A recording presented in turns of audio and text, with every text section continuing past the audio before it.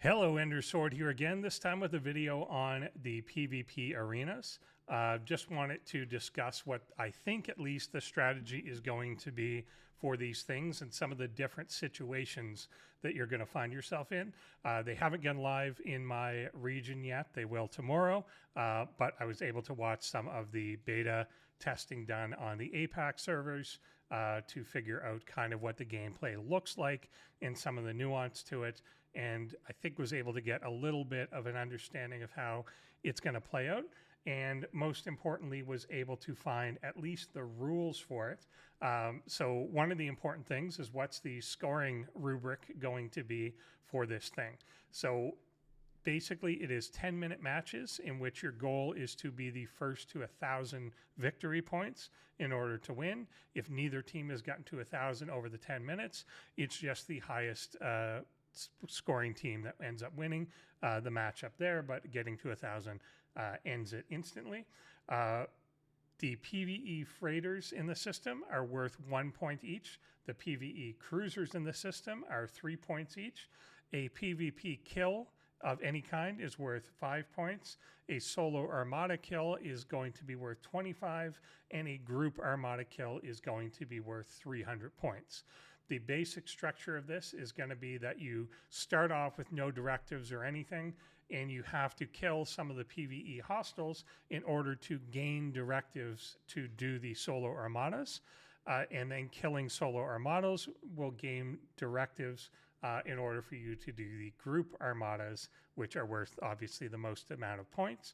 And just kind of the way that that layers up, it's unlikely that you're going to get any more than, say, 2 group armada kills before you pass the 1,000 points anyway, as people are going to be killing all kinds of other stuff and it's first to 1,000. So if you've got 2 of those, that's 600, plus you've had to kill a few solos to get there, and you've got your teams doing whatever during that whole time. So ultimately the big target is the group armadas, but of course they're going to be vulnerable to the other team trying to kill you, stop you from doing that.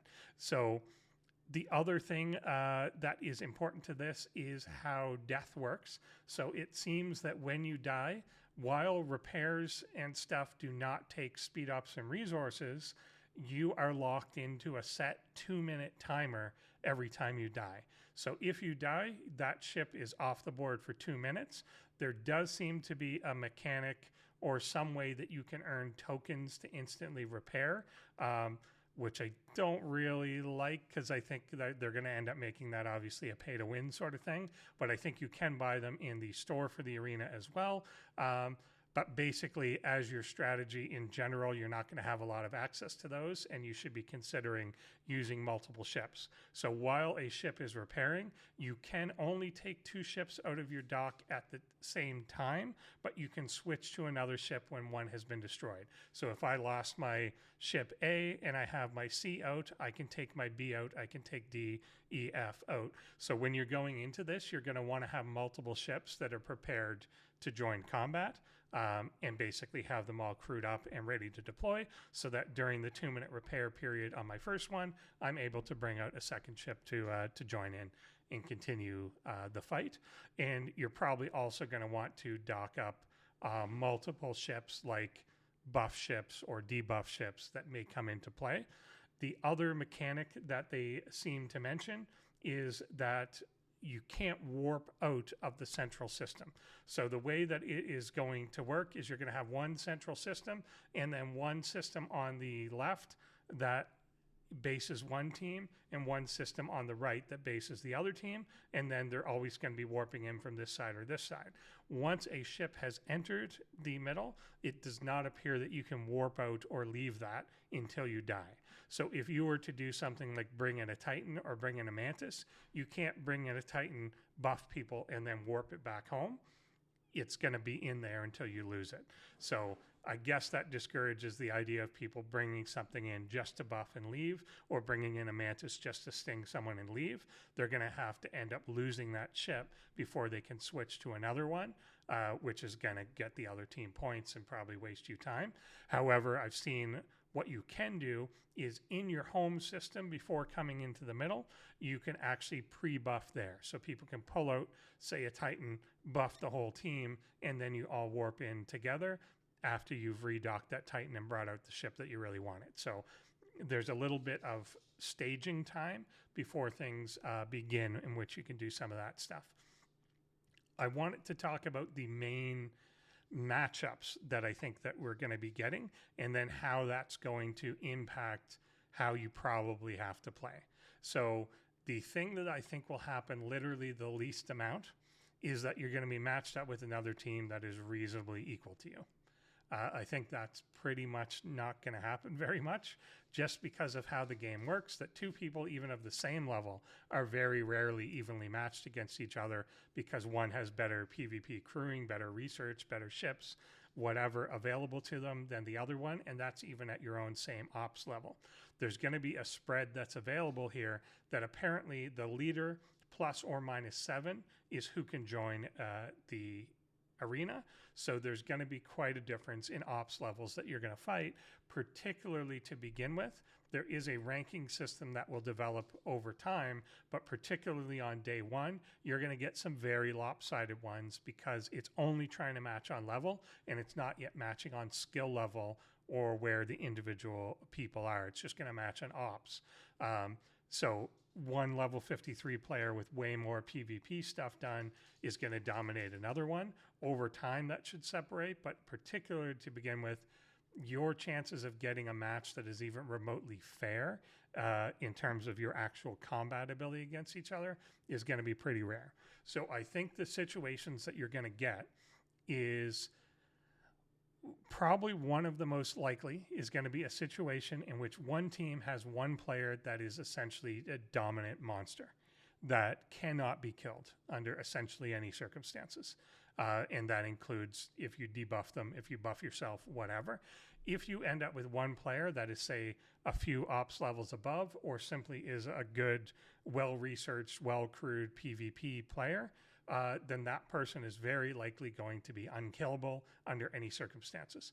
And potentially both their ships are going to be unkillable in any circumstance. So I think there are definitely going to be cases when you get into one of these arena fights and one person, whether it's on your team or their team, is going to be alive the entire 10 minutes with both ships, killing people all the time. How do you play against that sort of thing? I think that's going to be the biggest question. Is essentially, how do you deal with an indomitable person that cannot really be stopped?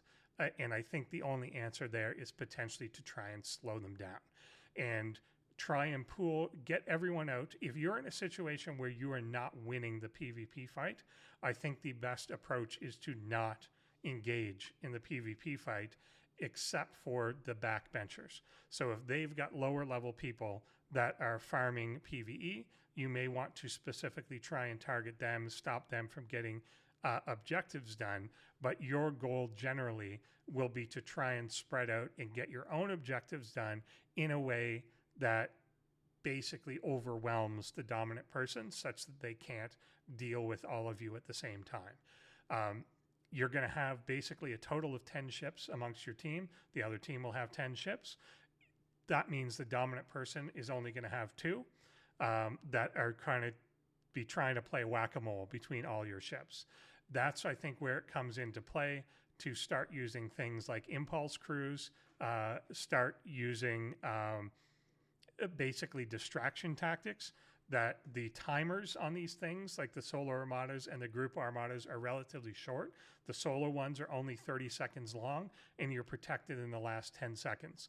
If you are farming enough of the hostiles to start one, you want to get in a position where both ships are there, and you can start one, send both ships at the same time. So if one dies, the other one is still alive, and the rest of your team should be essentially rallying around you to preemptively engage the dominant player to stop them from knocking out the person who is starting that. So your weaker people are likely going to be the ones that want to engage that person, again with speed crews or something that moves quick in order to intercept them, just to tie them up for the combat time, that 5-6 seconds that they then can't attack your friend.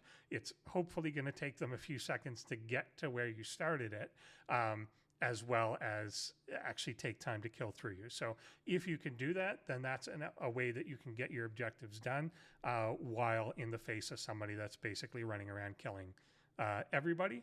And if you're in a situation where they've got 2 or 3 people that can run around and kill everybody and you can't do anything about it, then you lost that match anyway. That's just kind of going to be the way that it is. So ideally, it would be nice if your number 1 is at least the number 2 in the matchup, then you might be all right. If that your number 1 is anything worse than probably number 3, then I think there's zero hope of you succeeding anyway. And so just play out your time, and you still get some rewards for losing anyway. There are going to be situations where it is a little more even, and I think what you're going to get is potentially the rock, paper, scissors, or the A versus B scenario.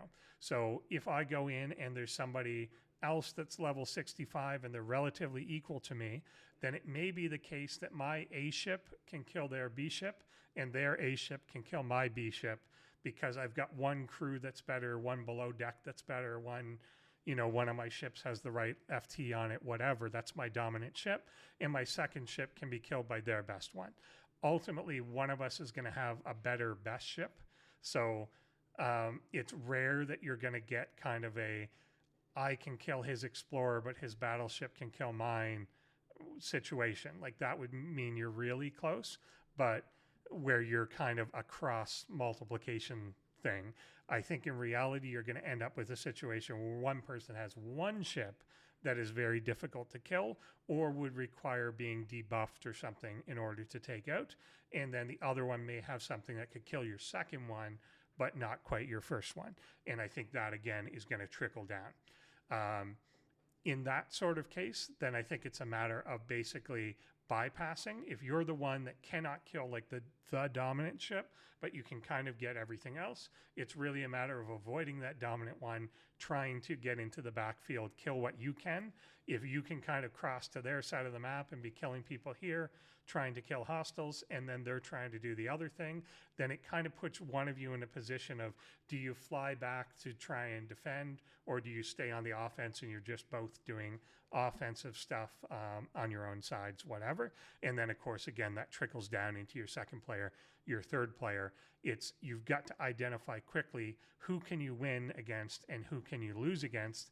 And you don't want to ever intentionally take a fight against the people you lose against unless it is for the purpose of defending one of the armadas that is going on. If you're going to save a timer or get someone to get that success, then you can basically kamikaze on their ship.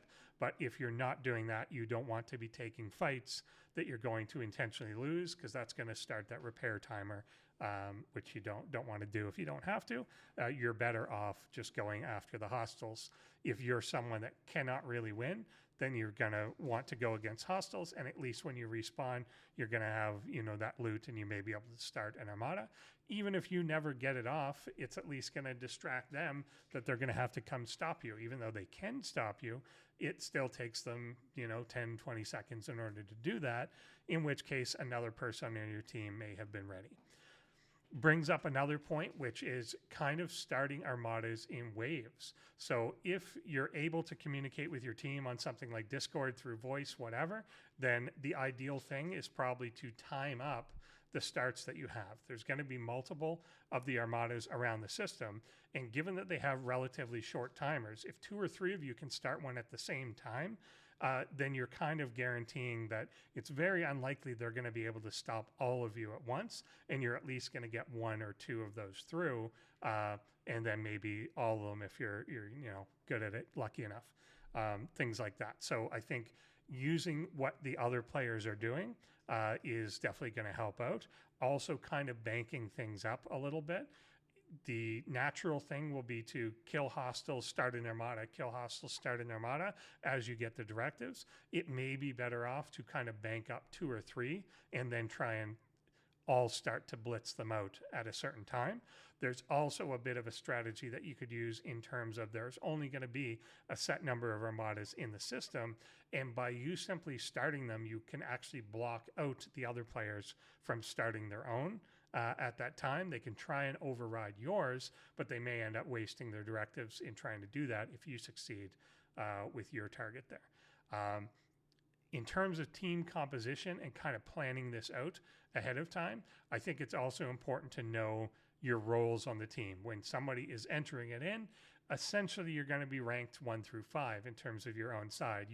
It's going to be people in your own alliance that you're there with. You're going to generally know who is going to be the stronger PvP player, and then who's going to focus on something else. So if you go in, you kind of want to identify, here's our 1, here's our 2, and then our strategy is going to be either 1 is purely on offense, and they're going to be killing PvP nonstop, or our 1 and our 2 are both going to be kind of doing that. Then our 3 and 4 are going to be mostly farming hostiles, and then maybe your number 5 person is on intercept duty and buff duty, where they're only crewing up their Mantis, their Titan, their Cerritos, something like that. And then they're coming in only with those things, or potentially they're just going to speed crew and come in with a bunch of light, fast ships that are going to do nothing but intercept other people at Armada sites. So I think coming in with everyone knowing what their role is going to help work things out. Some of that is going to shift, however, of course. When you come in, you may be coming in as the number 1, big dick energy guy, but you come in and immediately you see on the other team is a level 70. You got to drop that energy real quick and get into evasive mode instead, or figure out what we're going to do instead, and start going on more of a avoid sort of pattern to what you're doing. If you're not going to be the dominant one, then you got to slot into where you are.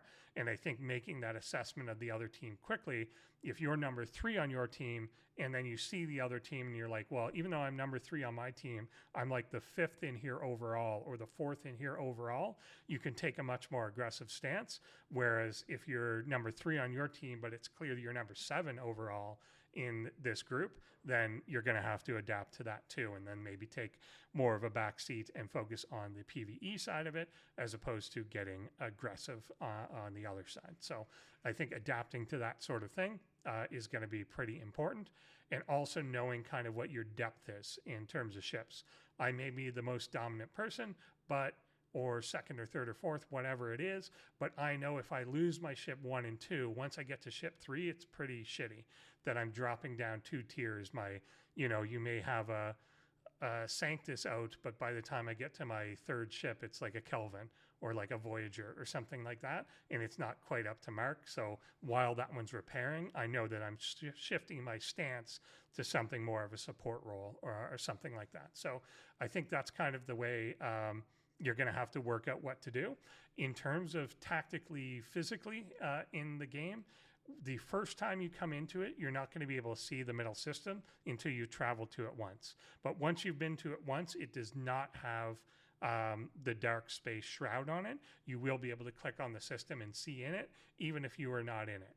And why that's going to play a pretty big role is because you can start to do things like this, where you are directing where you want to come into the system, the angle that you want to come in, and where you ultimately want to end up.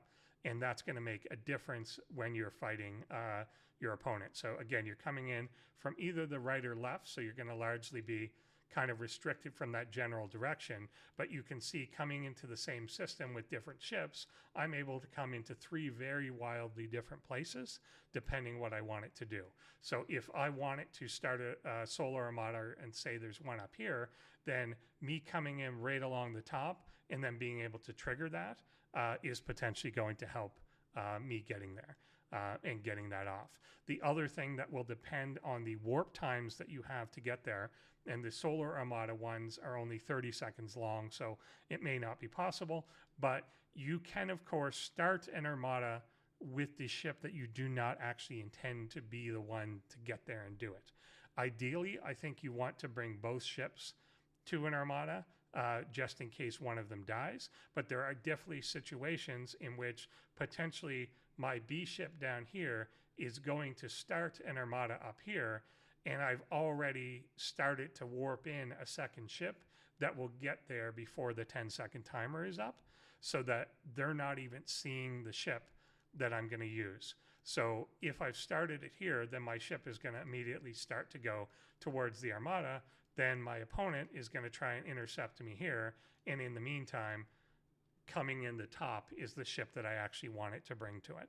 So I think little gimmicks like that are going to help kind of pull your opponent apart, get them in the wrong space, get them in the wrong area so that they're not defending the right thing. And then that brings on the defensive side too, that it may be better if you don't do that. Say that a ship is moving across the system to get to the armada they started, you could go after that ship, or you could just preemptively go towards the location they're going to be, and you'll kill them when they get there, as opposed to going to try and hunt them down where something may kind of backdoor you or come in another way. So you'll have to see what people are doing there. There's a risk to both. One is that you're way out of position. The other is that obviously the longer you wait, the more time there is that somebody else comes in, intercepts you, ties up your ship that you were going to use to kill that target to, to get to them. I think the easiest situation obviously is going to be the case where you're just the dominant party. And I think in that case, there's two ways to approach it. One is that your dominant person is going basically on their side of the system and then playing a complete zone defense, say a ship down here and a ship down here, and he's just going to be trying to, anything that comes into this area, they're going to be intercepting and trying to stop and just prevent them from even getting in the first place. As people come in, you just pick them off before they even fully warp into the system and get anything done, and then go around patrolling the different armadas. From what I've seen of it, there's not going to be like armadas like down here on extreme edges. So another thing too that you could do is kind of take an inner ring approach, where if all the armadas are kind of around here, you're staying in the middle, such that you getting from one place to the other is always a relatively short distance. So if you're here and someone starts one here, you're able to get there quick. You're able to get there quick. Whereas if you end up trying to border guard way down here, and then someone starts an armada back here, it's only a 30-second timer. You're not necessarily going to get there in time to even kill them. And again, if someone engages you in the middle, you're going to be taken out. So you may be, the more dominant you are, the more central you want to be. And if no one's around you at the moment, then go ahead and pick up the hostile kill while you're at it to do your own. The other way to do it, which I think is also equally valid, and again, if you are completely undestroyable, or you've got someone on your team that's undestroyable, whether it's you or not, is going to be that the undestroyable person simply kills hostiles, starts armadas, gets 2 group armadas dead, and you win. And there's nothing anyone can do about it.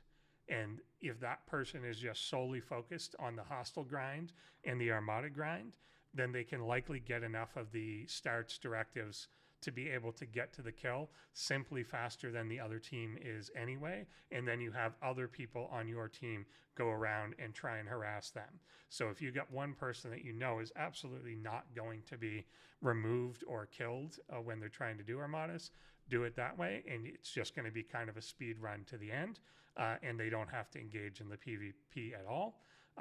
So I think both of those are equally valid. Do full suppression, and your backbenchers basically are your, kind of like 2 through 5, do the PvE grind, or you flip it the other way. Your most dominant person does the full PvE uninterrupted, while your 2 through 5 people go and harass on the other side to try and distract them, so that that one person basically gets all the objectives done.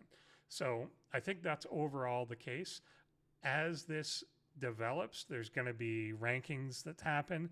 I don't know how well that's going to work because you're not really going in with a set team. I think they're going to try and give individual ranks to people, but the people you're playing with each time, let alone the people you're playing against, are potentially going to be wildly different. And unlike, I think they're trying to model this stuff off like MOBA type games or like normal 5v5 type games, where you've kind of got, a jungle and a bot laner and a top laner and a mid and a whatever.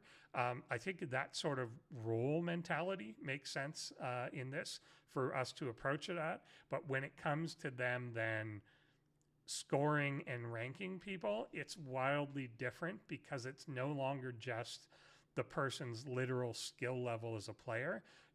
Your account is just better than other people. And that's not the case in games like that, where you can't just take two people and like they don't start the same. You start with certain advantages that the other person does not have. So if I'm just higher ops, better crewed, better ship, whatever, or you are, then we're starting at an advantage or disadvantage. And it also doesn't scale. So it's not like a skill-based thing where it's like I'm 20% better. If I'm 20% stronger on paper, then in reality I'm simply unkillable. Like, and I could do whatever I want and no one can ever destroy the ship. Like, it's too much of a balance issue. So if somebody comes in and they're a full tier in ships ahead of the other team, then it's very likely that they're unkillable. So it's going to be very hard to balance for that sort of thing where you're like, we've got a gold, and a silver person, but the silver person's level 68, then there's no way to balance that. Like, no matter how quote unquote bad that 68 person is, you can't move them. Like, they're not going to die because it's not a skill based win or lose. It's a stuff based win or lose. It's a pre-prep thing that you can't change once you're in there. The skill based is going to be more how you navigate the system, how you coordinate with your team, stuff like that. So as things go through, I think people are going to end up in the ranks that they will. At the front, I think it's going to be pretty frustrating to a lot of people, particularly if you're in the 40s, 50s. You're just going to get dog walked by people at the beginning. And then hopefully in the long run, you're going to play less of those people and it will separate more.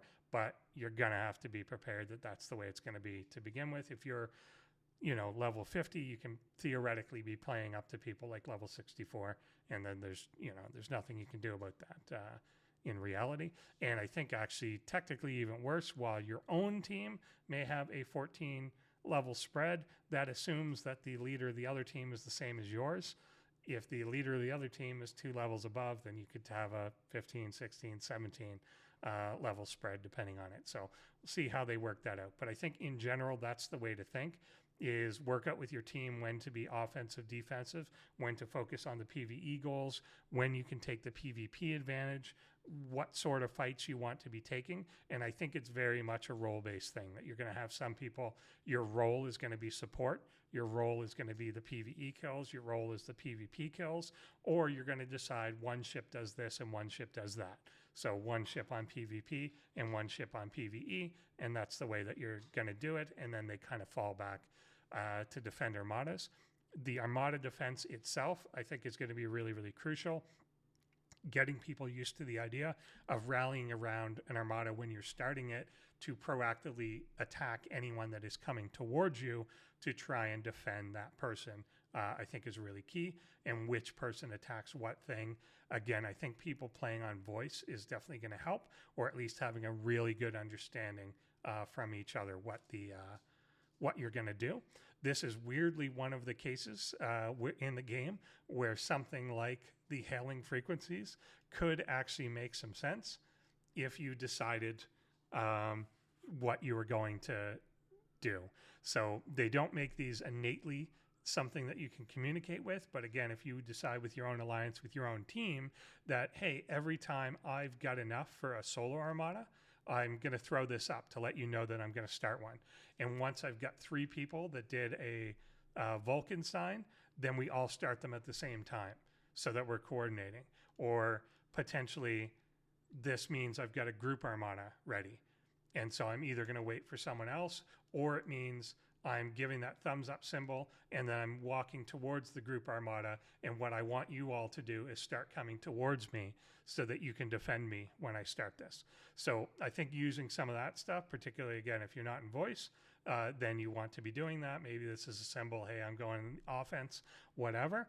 Again, this is something that people do use kind of in MOBA games. If they're not on voice, there's certain commands or pinging the map or whatever. So being aware of some of these symbols, something like that, I think is actually something that people could use. It would be nice if these were a little more communicative than you would want. They were an interesting idea, but they don't actually communicate a lot of ideas in terms of like go left, go right, take the middle, join this, whatever. But you could just work that sort of thing out ahead of time so that you're able to coordinate with people on the way that, yeah, I'm about to start this, I'm about to do this, I'm about to switch to this objective, whatever. So hope people have fun with it. I'll obviously play with them when they come out tomorrow, Monday, and then maybe make a follow-up video to find out if some of what I'm thinking is actually the case. I can already think some of the big things that will impact what these strategies are going to be is whether or not there's a lot of lag in the game, whether the warp times make a big difference, and then some of the availability of stuff like the repair times. I could see with the 2-minute long repair, again, if you've got a person or two that is pretty dominant on the PvP side, it's not implausible that in 2 minutes someone just kills all 10 ships and that basically the enemy side is just permanently empty, and then you're just playing whack-a-mole on one ship coming in. Whereas if repair times are instant, then you just get people flooding in and you're never quite able to kill everybody. You're able to, you know, kill some, and you have to pick and choose. But if you're able to just wipe it out and then people are having a hard time warping in fast enough or repairing fast enough, then you can pretty much just clear everything out and keep it empty. So I think how that's going to play out is going to be interesting as well. So we'll see once I play a few how it works out. And I'm curious too on things like wait times. You're going to enter a matchmaking queue. What's the wait time on that going to be? Stuff like that. How much, basically how active are these things going to be? Because it sounds like in order to do max pulls for it, you're going to want to win 9 or lose 21 or some combination of the two in order to have enough to do the max pulls for the week. So yeah, that may be something people struggle with when it comes to making a team or something like that. I know for my own alliance, being a relatively high level, I'm going to have trouble making a team. That we're going to have to get 5 people on that are in the right level range to play with, and there's only a few combinations that we could do that with. So that'll be interesting as well. But thanks for watching, and yeah, I'll update, and I hope everyone has fun with these. It's one of the first things in a long time that I'm kind of like, this is a good idea. I think this is a good idea. It's just going to be down to execution and then obviously performance of the game itself into whether they'll be successful or not. But I think this has the potential to be fun. So I'm kind of holding out hope for it. Thanks for watching.